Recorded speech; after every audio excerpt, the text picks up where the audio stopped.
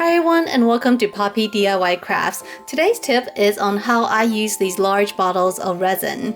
So if you're like me and starting to really get into resin, you'll know that buying larger bottles make a lot more financial sense. Larger bottles just cost less, especially if you use a coupon, and also I think you save a little bit more plastic. You don't have a bunch of little bottles that you use up pretty frequently. So over here I have the half-gallon Art and Glow. This is for 1 gallon, so half gallon of the resin and half gallon of the hardener. And over here I have the Pro Marine. These are 1 gallon each, so for a total of 2 gallons of epoxy. These are actually quite heavy to use, and so what I do is put them into these little sauce bottles. So as you can see, I label them.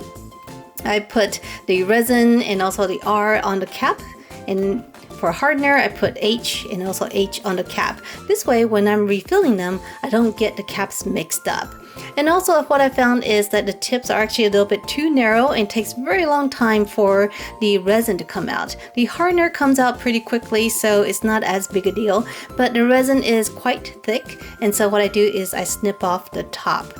And here for the Pro Marine, I also used these little sauce bottles too. These have a better cap, and I didn't have to cut the tip for this one because they're big enough for my resin to come out pretty easily. Or sometimes I just uncap it. So make sure to label the cap and the bottle so that you don't mix up the caps.